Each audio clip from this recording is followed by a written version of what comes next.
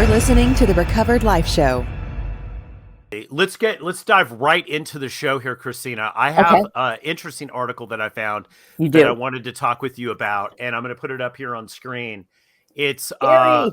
It is scary that it basically it's a CNN health article, and it says that people at age 50, this is a study that they did, who drank a pint of beer, 6-ounce glass of wine a day in the last month, had brains that appeared 2 years older than those who only drank a half of that serving, right? Right. So if they only drank a half of that serving, their brains were actually shrinking. And I sent this to you and you were like, no way. I can't even believe this. Well, and it went on to say that 3 units of alcohol, which I never drank 3 units of alcohol, actually added 3.5 years to your age, if you could believe that.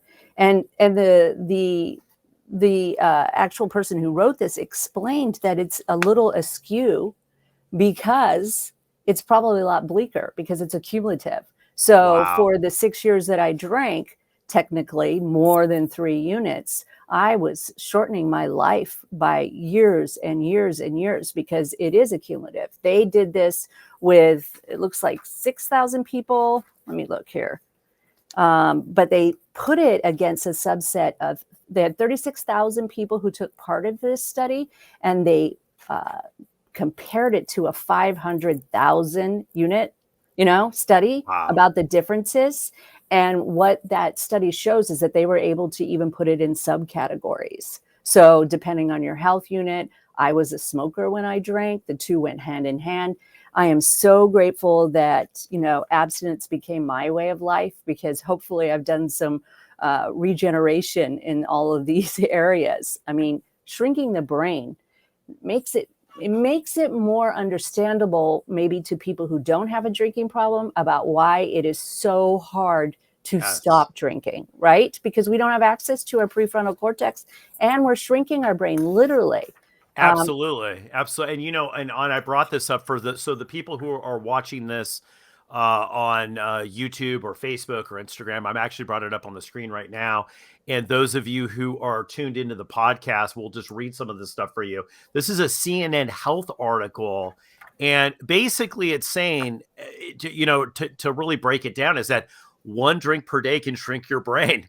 No and kidding. You're 30 days. You're moving backwards for 30 days. Now, this was the interesting thing because it didn't talk about regeneration, right? No, it didn't. And this always fascinates me because, look, if you've been in recovery for any period of time, people who are in their 80s and 90s that are still drinking, right? Right. And you're like going, wow, like, how is that impairing, if you're drinking 20, 30 years, how is that impairing your judgment, your ability to process thoughts and feelings, right? It's really significant. Yeah. And the things, I grew up in the 12-step program, and they talked about how we are at the age that we quit drinking, right? We're at the age that we started drinking, both emotionally, spiritually. And so our physical self is getting worse and worse, and we're not growing emotionally. And if you layer that on top of this study, that belief system, it's like science is coming out and proving, this old book that has been around 80 years, that it was actually true. Now, I do know there is neuroplasticity, which they found out, 20 years ago. They started to realize the brain is actually plastic, so we can repair it. But I cannot imagine 30 days causing that much damage. It is frightening. It is frightening. And, and the thing is that when they, in this, they talk about the benefits of alcohol right now. I'm going to look, let's dive into the whole alcoholic red addiction wine conversation, which, look, if you're listening to the Recovered Life show, you're probably in recovery or thinking about getting in recovery, right? Correct. Or associated with recovery in some way. And here's the thing. Alcohol especially, and I saw this with wine, Kristina. Alcohol companies pump up this whole thing about how the benefits of alcohol. Look at your anxiety. It would be, and and I think a lot of people get sucked into crossing the line because they've been fed this thing about hey, a little bit of alcohol is going to be good for you. It's going to Right. relax your thing. It's going to have antioxidants. It's going to have whatever they're selling at that point, right? Whatever health benefit. It's But such a this is crock. saying that that's not true. They're It's a saying crock. small amounts of alcohol Hmm. are gonna hurt you, Well, think even about it. small amounts. Right. And I remember being pregnant and I had been sober 7 years. And the waiters saying, studies have shown us that a glass of red wine is actually very helpful. Right? And, he didn't know that I was in sobriety. He had no idea. But I was like, no, thank you. And I thought, oh my God, when he said that, wow, we have really taken it. And I think it was like a news story on 60 Minutes about how red wine could help our heart. But I've said it before on this show, nobody talks about the fact that drinking Yeah. alcohol on a regular basis actually increases your risk of 5 different types of cancer. And so I love this story because it speaks to not only alcoholics, recovering alcoholics who know that we've made the right decision for ourselves because the risk was immediate, but I also think it actually reveals how Yep. dangerous alcohol is. And even in the smallest Absolutely. amounts, it's dangerous. And and you start to and the thing is that I like about this is that I think that's starting to come out. One of the things that they talk a lot in 12 steps groups about is science. Yes, And then about how science hasn't really caught up true. with this whole thing about alcoholism because even I got to tell you, even doctors, like I know anybody who's gone into surgery has had a conversation with an anesthesiologist or a doctor or whatever. When they say, hey, do you drink, do you use drugs, do you do this, right?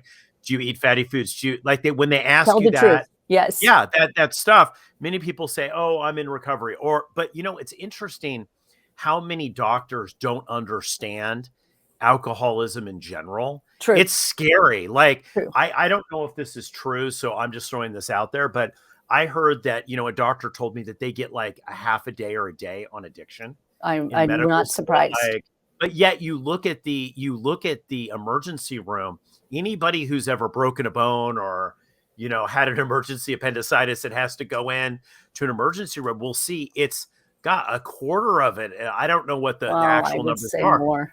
Yeah, is all alcohol related, right? It's alcohol related, drug related, and Yes. people are in there because of either the ramifications of what they did when they took it or actually the substance itself. So it's interesting now that science is starting to catch up to say, hey, you know what? This might not be good for you at all. No, no. And I mean, I've read several books on the science of addiction, and I love, the ones that say, listen, this is the stuff that you put in your car to drive. Make no mistake, it's the same alcohol. And just like we wouldn't drink nail polish remover, we are drinking something that has the words gin on it that is the same thing in many ways. It's been infused. I'm not, I hope I'm not demonizing alcohol, but I believe it's really important. Actually, maybe I don't. Maybe I'm okay with demonizing alcohol because it's so important for people to have this information when they're trying to make decisions.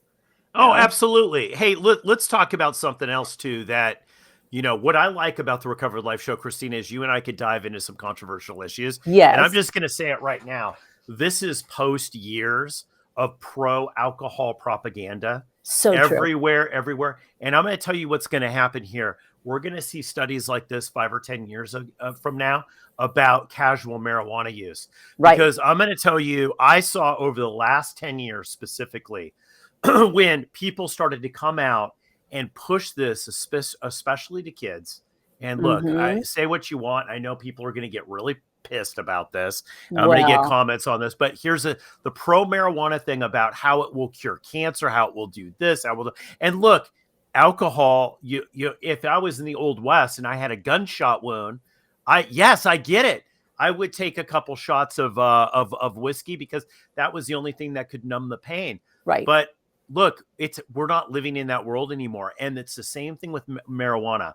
I see kids burnt out at Hmm. 22, 23, 24, 25, coming in trying to get sober And they still have people in their life telling them, not like, hey, cut down. They're telling them marijuana is totally fine. It's a It's a plant. natural product. It's a plant. It's not going to do. And we've known that it causes secular vomiting. It causes all kinds of crap. And we're pumping this out.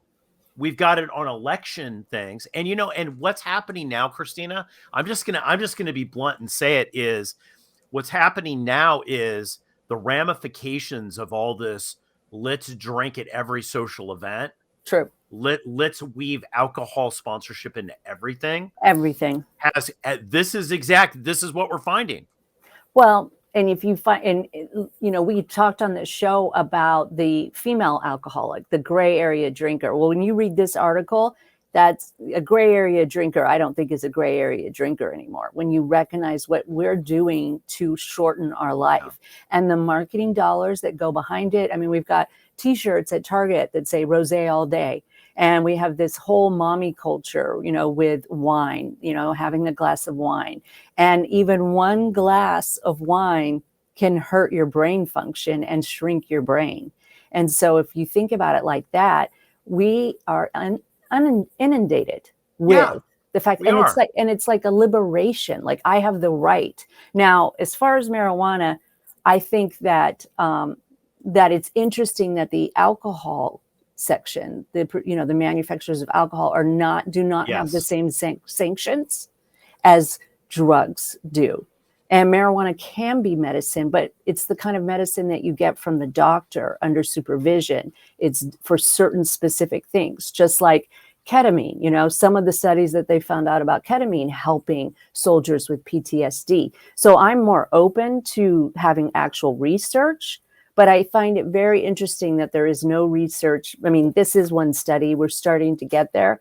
But I do believe, and I saw it on 1,000 Hours Dry, which is an Instagram story, where they said that the next generation will look at alcohol consumption like this generation looks at smoking. Yes, absolutely. And, you know, the thing is that I want to look at this article real quick. So put on those listening glasses. On the podcast, I'm putting on my smart glasses. Uh-oh. We're talking about a really small amount of alcohol. Yes. 8 grams. Yes. Okay. So this is the whole thing. And when you're talking about marijuana, when you're talking about this, Kristina, and I know this is, I'm turning, it's like, where's Damon going with this? People are listening. It's like, I'm talking about like just the whole popularization of it. Like, look, right now you're talking about ketamine.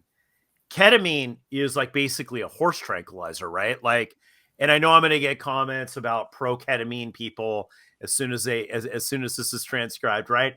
And I get it. Like, look, I think if I'm having surgery, I'm going under anesthesia, right? But here's the thing.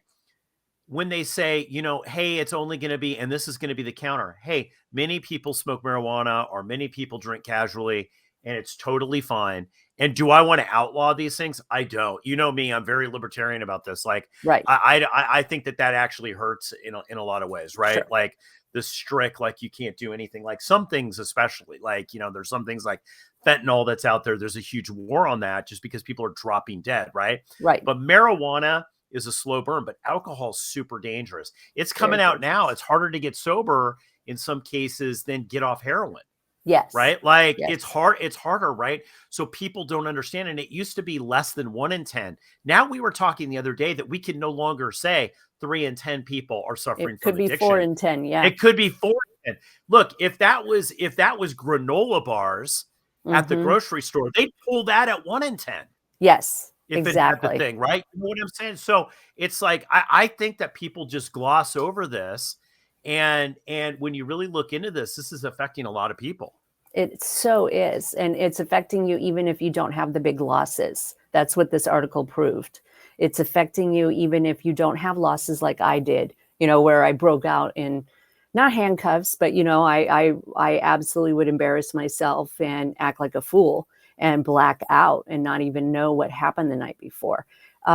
So I think that, again, we'll say it over and over again. It's one of the reasons why Recovered Life exists, that it is a great exploration into what we have been doing with our bodies and hurting ourselves. Yeah. Yeah, absolutely. Absolutely. And I think to just kind of recap this, and look, I know that sometimes I get comments from people that, they'll say, "Hey, you know what, Damon, you didn't nail that totally. Like you're missing this piece or Yes. this piece." Put it in the comments. Like, look, Hmm. I'm somebody that learn, and I'm not somebody who thinks that everybody that drinks alcohol is or smokes marijuana or whatever is an addict, right? Like Hmm. I actually think that it takes a little bit of time, or you have to be a little predisposition for it a Yes. little bit. The Like genetic. I Yeah. believe that there's a genetic component with that a little bit. Not always, but sometimes. So, and there's a mystery to it. Like, so I sure in the hell don't know, but Yes. I will tell you this is pointing more to my case than the people who've been on me about this. It absolutely is, and the more attention that it goes, the more people, I know in Canada, they're thinking of putting the warning label. I don't know if it's passed yet, about how dangerous alcohol really is. Now, I also have the other side, being a high support needs mother, where I know mothers, and, marijuana has been what has helped their child not seize. But those are extreme cases. And that's why I say, from a medicinal standpoint, I love to have the option. We know war on drugs doesn't work. We know a lot of things were taken off the table for Hmm. research. And so I like the fact that that door is opening if somebody's suffering from PTSD and nothing has worked. And in that case, it's harm reduction. Yeah. But the general public really needs to think twice Look, before and they casually. we're gonna do some shows about the whole thing with, look, they're using micro dosing and stuff like Mhm. that. And by the way, with trauma and all this other stuff, and I'm not that's not what I'm commenting I on. know. I just wanna make sure. Yeah, I'm commenting on the rank and file general. Let's watch 85 commercials during the Super Bowl that have to do with alcohol, right? Absolutely. You know what I mean? And I'll tell you, anyone who's just newly sober, or somebody that has somebody they're listening to the show, maybe they have an aunt, an uncle, a son, a loved one, somebody that you're married to, boyfriend, girlfriend, that's just going through the recovery process, and you've stumbled on the show and you're listening to it, you're now aware. Like I remember when I first got sober, I had people, and this was in the 90s, Kristina. I had family members come up and said, I didn't understand Mm. until you were in the room with me. And I was kind of sensitive of the fact Mhm. that you were in your first year of recovery. They're like, I didn't understand how much alcohol is everywhere, how Right. it's marketed to it and pushed on us. And do you want it at, you're just talking about how the waiter, when you're pregnant, is pushing Right. it on you, right? You know what I Visibly mean? pregnant. Yes, Yeah. Yeah. absolutely. Absolutely. It's too common. So